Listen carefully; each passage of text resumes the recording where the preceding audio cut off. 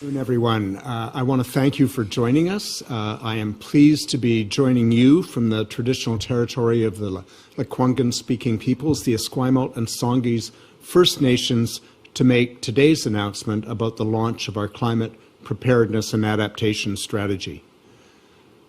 Everyone in BC who experienced last summer and fall knows that our province is on the front lines of the climate crisis. We've seen the impacts of extreme heat waves, of wildfires, of flooding, and of droughts. And that's why we're taking coordinated action across all ministries to be better prepared this year, next year, and on into the future, because we know that we're going to continue to experience the impacts of global climate change. It's how we prepare and adapt and make ourselves resilient and strong in the face of that will matter to communities and people across British Columbia. We're taking action, as you know, to reduce climate pollution at the source, building a cleaner economy through the Clean BC roadmap. We have a record investments of $3.5 billion so far in our Clean BC emission reduction programs, including $1.2 billion in budget 2022-23. It's one of the strongest climate plans in North America. We're also helping people, as I mentioned, recover and prepare and adapt for changing climate with $2.1 billion devoted in budget 2022-23 to these efforts. And the climate preparedness and adaptation strategy is a critical part of this effort. It outlines the actions that we will take over the next 3 years, backed by more than $500 million specifically. The strategy is focused on a broad range of actions across ministries to build a better, more resilient future for people, First Nations, and other communities across British Columbia. And by working together with Indigenous people and First Nations, with all levels of government, with business, with academics, and with others, we're going to make sure that we're better prepared for the changes that climate change is bringing. This strategy supports First Nations and local governments to help plan and prepare for climate-fueled extreme weather. We're expanding cultural and prescribed burning, doubling it over the next year by working with First Nations. Indigenous people in British Columbia and elsewhere have used this practice for generations to manage the health of the land and to reduce the risks of out-of-control wildfires. We're going to hear more about that shortly with one great example led by the Lil'Wat Nation. Cultural and prescribed burnings is one of the most powerful tools that we have to address the threat of increased wildfires. But we're also investing more than ever before in the BC Wildfire Service. We're improving wildfire prevention, preparedness, response, and recovery. And on top of that, we're working to expand the use of FireSmart in communities at risk of wildfire with $90 million through the Community Resilience Investment Program. We saw a very powerful example of the value of FireSmart last year during the wildfires at Logan Lake. Fire approached the outskirts of the community, and thanks to years of preparation work across the entire community, the town was protected and saved. This really is an incredible story of what can be accomplished by planning ahead and by working together. And we will hear shortly from Robin Smith, the Mayor of Logan Lake, to talk about that particular process in her community. New strategy also invests in better floodplain risk mapping to aid in better planning for communities. It commits to the development of a provincial flood strategy and a flood resilience plan to make sure that we are ready for increased flooding. As is often the case, nature itself provides some of the greatest responses to extreme weather and climate impacts. Through our work with First Nations, communities, and nonprofits, we are supporting nature-based solutions to mitigate flooding and drought risks. We'll also improve the health of watersheds throughout the province to support communities and ensure that people have access to clean, safe, and abundant drinking water. We're going to have an example of one of those projects by the Comox First Nation on the Courtenay River called Kuskusum in reclaiming a former sawmill and returning it to productive wetlands and forests. We're going to hear from a representative about that work shortly. There is much more included in the climate preparedness and adaptation strategy. We're investing nearly $300 million over the next decade to improve the resiliency of our highways by replacing existing culverts to ensure that they can handle an increased water flow. We are developing a plan for extreme heat events that includes a new heat alert system that was recently announced, and we're working with local governments and health authorities to help people have access to cooling centers where needed.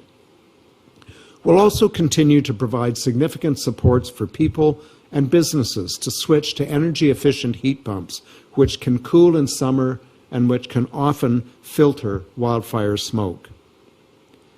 These actions build on the very significant work that is already underway to prepare for climate change and to lay the foundation for the next 3 years.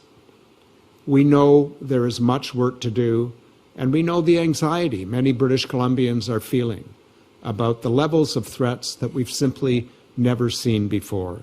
But the climate preparedness and adaptation strategy sets us on a course to build a stronger, more resilient province for everyone. We're committed for the long haul to take the action necessary to protect British Columbia communities and people. And we'll be reporting every year on our progress, on our changes to the preparedness and adaptation strategy through the climate accountability requirements that we put into law in 2019. I'd now like to invite Robin Smith, the Mayor of Logan Lake, to hear more on her community's experience with FireSmart. Mayor? Yeah, thank you, Mr. Minister. I appreciate the invitation to be a part of today's discussion. We're definitely pleased to be here on behalf of the community to tell a little bit about our story, but I think the most important part is not so much the last year's event, but all of the preparations leading up into that event. We have been working on the FireSmart initiatives in Logan Lake for, well, even before my time, so previous to 2008, closer to about 18 years, I would say. And back in 2013, we became the first FireSmart community in Canada. And how we did that is by helping provide the criteria that actually created that program. So Logan Lake was FireSmart before there was FireSmart Canada and before there was FireSmart BC, as many people already know. You know, being a leader in FireSmart has been quite the experience for us because we've been working on it for so long, but it took the fires of 2021 really to bring to light the work that's been done and the work that really needs to continue to be done throughout the rest of the province. We've had a lot of opportunity to share our story, but there's a lot of really great things that FireSmart has done for us. And part of that is even creating youth employment. We have been lucky enough to have, we were sort of identified many years ago by a fella in the world of BC wildfire who said that we're just really a ticking time bomb. The leadership of the day took that very, very seriously. And they did begin working towards what sorts of things we could do to protect ourselves and prepare ourselves. And I can tell you that in 2021, had we not participated and done all of that preparation work, we very likely would have had a much, much different outcome. Logan Lake was well known for our sprinkler system. And what that actually did for us is it just added just enough humidity into the air at the time that we needed it when the fire was right at our boundary. And because of that little bit of extra humidity that we had, it was able to give us just a little bit of extra time that we needed for the wind change and to allow the air troops to come in and actually fight from the air. And if we wouldn't have had some of that in place previous to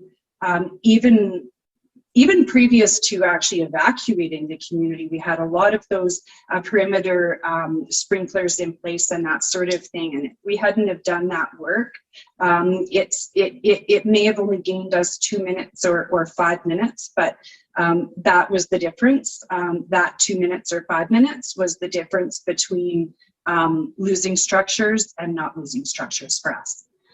So it was absolutely 100% that mitigation work that was the big piece that did give us the time that we needed. And, you know, we couldn't have done any of the work that we've been doing out there in the forest without having our community forest. They have been huge in helping us get to where we are in terms of funding the planning and also funding the work that happens on the ground. So I think that we definitely have a lot of different factors that have been working together to make it successful for us. But I am more than willing to provide an opportunity for anybody out there that does want to have a little bit of a deeper conversation about what FireSmart looks like, to please ask, because we want to be a part of that solution for other communities. And again, we appreciate you having us here today to talk about the good work that can be done when there's a willingness and there's opportunity for funding, as you were speaking about a little bit earlier, because that's obviously a really big piece of it for us, and it's been successful because of the help we've had from government. So thank you.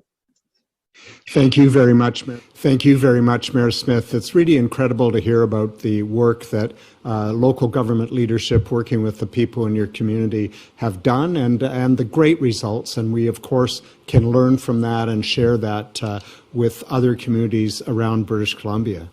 I'd now like to ask Troy Bikadi, the Community and Workplace Health and Safety Officer of the Lil'Wat Nation, to hear more about the work that's being done to reduce wildfire risk through prescribed burning. Hello, I'm Troy Bikadi, the Safety Officer for Lil'Wat Nation. Burning practices are culturally embedded in our people for ceremony and for environment enhancement.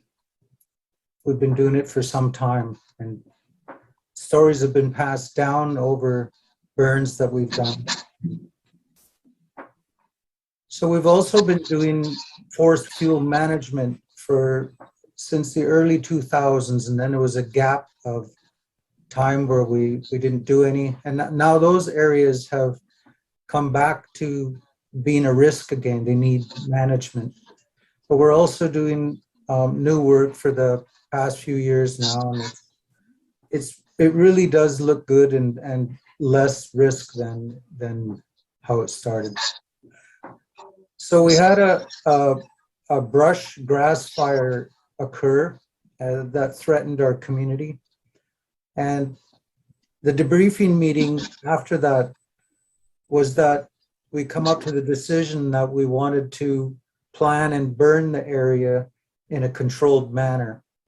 So it was decided that we wouldn't do that without a prescription and a burn plan. So we reached out for funding, and we're grateful, and we were successful, and First Nations Emergency Social Services managed that funding. And we brought on board Frontera Forest Solutions to help us with building a prescription and a burn plan. And then the people that were involved right from the beginning, the Lil'Wat Nation, of course, and BC Wildfire Services, Pemberton Fire Zone, Pemberton Fire Departments, the RCMP, Saskatchewan Police, all came together in a BC Ambulance Service to carry out this prescription.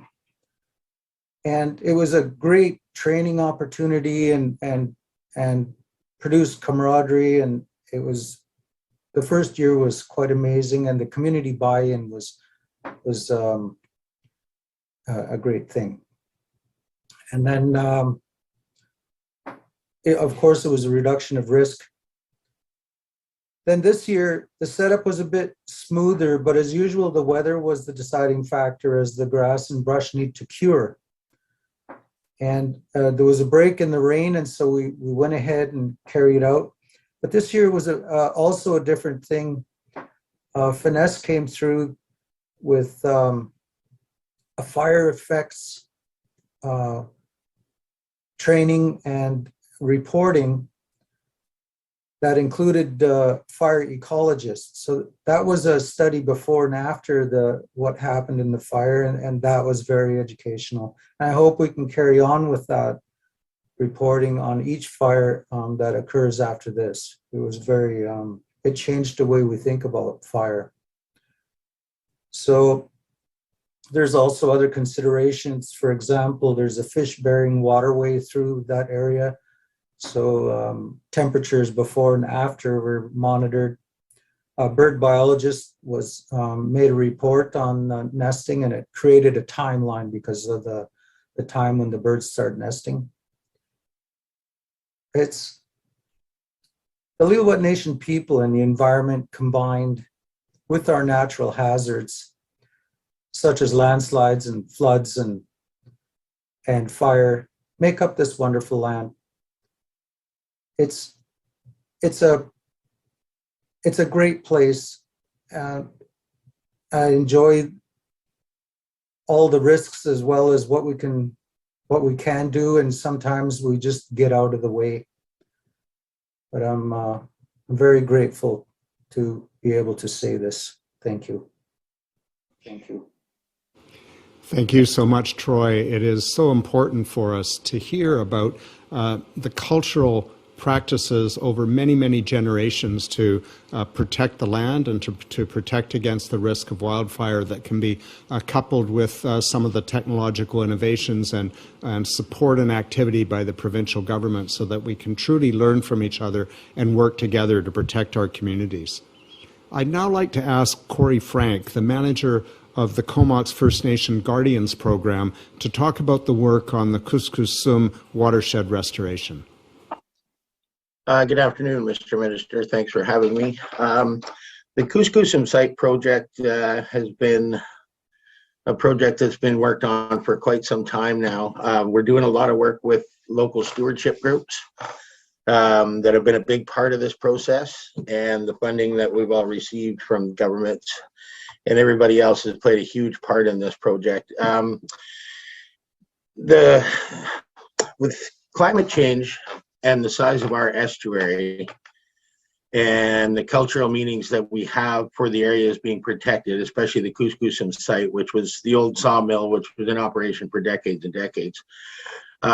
They've created a metal wall along the river, which, you know, it's changed the course of the river and stuff over time, and it's eroded away some of the plants and stuff that we used to harvest for food. And with climate change coming, you know, we stand a good chance to lose all of this. So with the Kuskusum project, you know, removing all of the concrete and the metal walls and the river and everything is going to give us the chance to restore Mother Nature back to its original state in this area, creating new salmon habitat, new wildlife habitat, you know, bird viewing for people, and we'll get to restore a lot of the actual areas that our people used to farm for food and everything in the estuary, and to be able to fish. And it will also help mitigate against some of the other problems we're having with pinnipeds and everything else. I'd just like to mention that Project Watershed, one of our local stewardship groups, has been a very big part of this in helping with the fundraising and coming up with the plan to restore this site. It's been millions and millions of dollars and years of everybody's time. But once this is done and we can create it back to its natural state with the braided streams and the natural plants and everything, it's going to make our estuary and that site that much more resilient against, you know, ocean level rise, flooding coming down the rivers. We've worked with a couple of other groups because this isn't just a site-specific problem. We have gravels coming down the Solom River, which joins the Punjab River at the bottom, which is also creating different scouring patterns in front of our Couscoussum site project. So it's a multi-problem situation that we're trying to overcome. And I think if we can keep all the partnerships we have and, you know, support from government, we should be able to make this one of the leading projects of this kind within the province. It's been a long time coming, and like I said, the end results are, we're going to see them very, very soon. This year and next year, we're in our final phases of tearing out the actual old mill site, putting everything back in the way it needs to be. So again, thanks to all the partners and government and everybody else for the support. If there's anything anybody else would like to ask about this project, feel free to get my contact or Project Watershed. Anyways, thank you. Thank you. Thank you so much, Cory, and thank you to you and the Comox First Nation for your leadership on restoring Couscoussum. It's so important that we see the role of nature-based solutions in protecting and improving ecosystem health, but helping us guard against the impacts of climate change. And there are many watershed restoration projects that have been ongoing around British Columbia, and of course, with the development work being done in land, water, and resource stewardship on a watershed security strategy and fund, we will see more of this in the future. So as everyone's heard this morning, the partnerships with First Nations and local governments is so critical to preparing and responding to climate events. Those who are most impacted by climate events are critically important in helping to develop the solutions for the future, in protecting communities, in protecting people. You'll see that as you read through the strategy. That commitment will continue from our government as we continue to work to reduce emissions, but to ensure that we're prepared for the climate impacts that we know we will continue to experience for some time to come. But what we can do is prepare for them, to prepare and adapt to them, and to mitigate them. And with that, we're ready for questions. Thanks very much, Minister. Just a note for everyone who's joined us by phone today, please press *1 to join the queue to ask the Minister and our other speakers a question. You'll be allowed a question and a follow-up. That's *1. And we'll now go to the phones for questions, and we'll start with Justine Hunter from the Globe and Mail. Justine, please go ahead. Thank you. Minister, so you're still working on coming up with the risk assessment, I gather, from reading this report, and I'm just skimming through it right now. So if I'm correct, that we don't actually have a priority system in place for which projects you're going to tackle first. So how do you see this unfolding? Are you going to be funding projects this year based on who's in the gate first, or is there some way of making sure that the money goes where it is most urgently needed? Well, we did a preliminary climate risk assessment, which we released a couple of years ago. We then put out our climate preparedness and adaptation strategy for broad discussion, and as a result of that, we have prioritized the most urgent needs, and we have developed programs funded by $500 million to address the most urgent and priority needs, both in terms of risk that we've identified and that we know exists for certain communities, as well as to support our data monitoring and impacts assessment and predictive capacity for the future. Do you have a follow-up, Justine? I do, and if there's a list of which ones are priorities somewhere, that would be great to see. But I'm also wondering, there's been a lot of talk since November about a comprehensive provincial flood strategy. It still sounds like it's being talked about. Do we have a plan for who's going to be responsible for flood protection in communities at this point? Well, the general management of that plan will be taking place from Emergency Management BC and partner ministries as part of our climate preparedness and adaptation strategy. We're planning to have the flood strategy ready next year, as well as a BC flood resilience plan, which will include consideration of new diking needs by 2025. So that work is ongoing, as well as the actions that we're taking to support recovery from last year's floods throughout British Columbia. Thanks very much. Next, we'll go to Lisa Usda. Lisa, go ahead.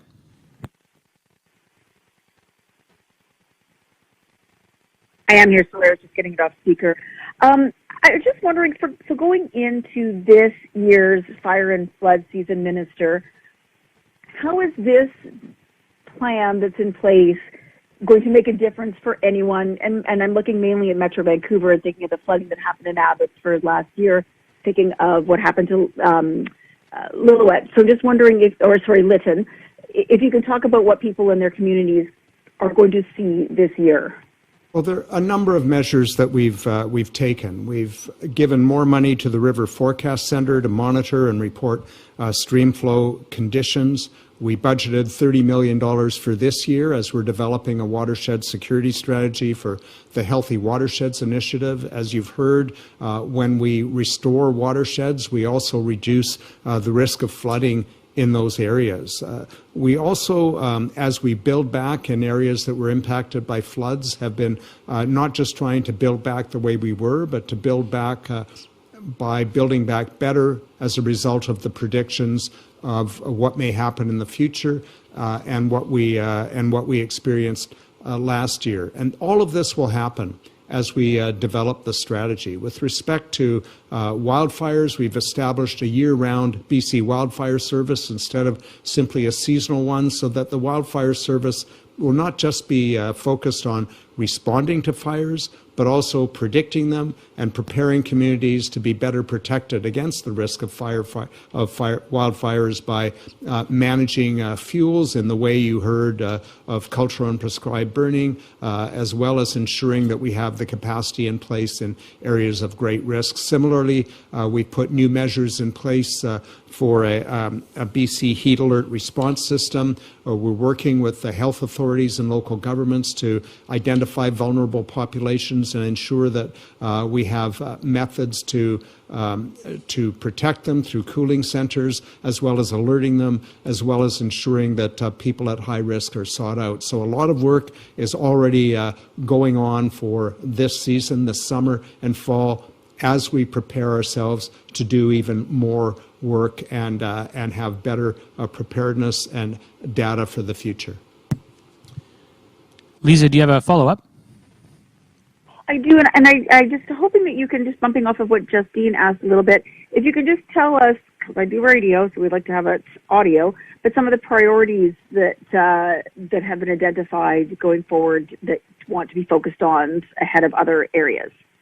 Well, we know we have to be ready for extreme heat events, both in terms of alerting people, in having cooling centers, in identifying vulnerable populations, which were identified by the coroner's report, so that we can move very quickly to protect people. In terms of wildfire, the establishment of the year-round BC Wildfire Service is showing our commitment to do more to fight wildfires, but also to take measures to prevent their occurrence or their severity in a number of ways. We're enhancing our River Forecast Centre. We're investing in floodplain risk monitoring so that we can identify those areas at greater risk, as well as the times when they may be at greatest risk, so we can prepare communities. We, for instance, have over 670,000 sandbags ready to go in locations around British Columbia. We've also got 8 sandbagging machines in place to add more should there be a risk of flooding. And our work on watershed restoration is critically important to support nature-based solutions. Thanks very much, Minister. Next, we'll go to Mira Baines from the CBC. Mira, please go ahead.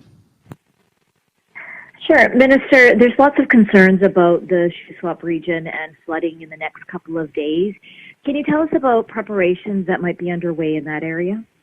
Well, I know that regular alerts have been going out to people not just in that area, but in the in the Kamloops region. We're trying to keep people informed and up to date through a variety of communications measures. We have, as I mentioned, hundreds of thousands of sandbags at the ready, and Emergency Management BC is certainly applying the lessons that they've learned in the past to be ready to respond very quickly and to be prepared in advance.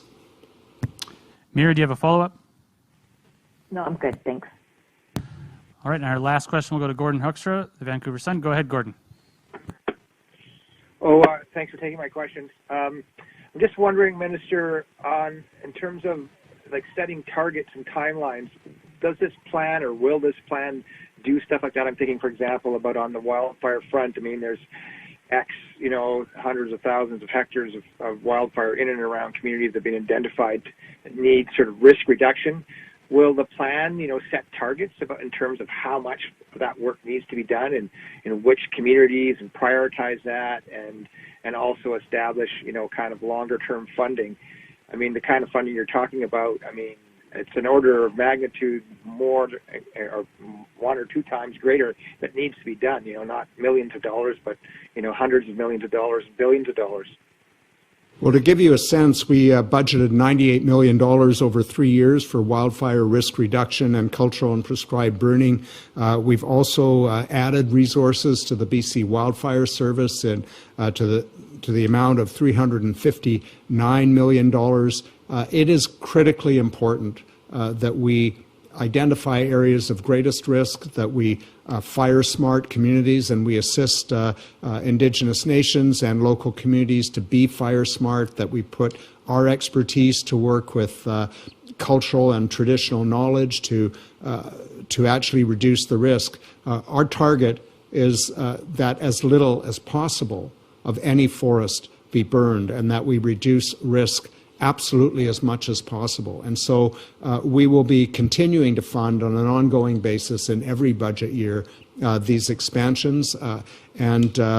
I can simply say that the Wildfire Service is dedicated to protecting British Columbians, to protecting communities, to working with First Nations productively, and the expanded capacity, the significant expanded capacity encompassed in this budget will make a huge and important change to community and public safety, as well as the health and protection of our critical forests all across British Columbia in the years to come. Do you have a follow-up, Gordon? I do. Just on the flood side, you mentioned about having a flood strategy ready next year, and that some kind of needs plan for communities, site needs plan by 2025. When would the public in these communities expect to see improvements in their communities? And again, also, like, how will that be? Will there be targets and timelines and it's going to take not tens of millions but billions of dollars. Like, how is that going to take place? Well, Emergency Management BC is working flat out to get these the strategy and the plans in place.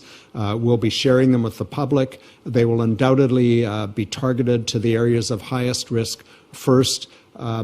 I'll be frank, we are going to work flat out to protect British Columbians and British Columbia communities. We have to prioritize risk, and then we have to work as quickly as we can with the people and equipment and resources available. But nobody wants to see a repeat of the tremendous hardship faced by British Columbians losing their homes, being forced out of their communities, by farmers seeing their livestock die in floods, by people forced to deal with road closures and the interference with the transportation of necessary and essential goods and services, including food. So all of which is to say, we take this incredibly seriously. We're working as quickly as we can to do as much as we can to protect British Columbia. Thanks very much, Minister. That's all the questions for today. Everyone, please have a great afternoon. Thank you very much. And thank you.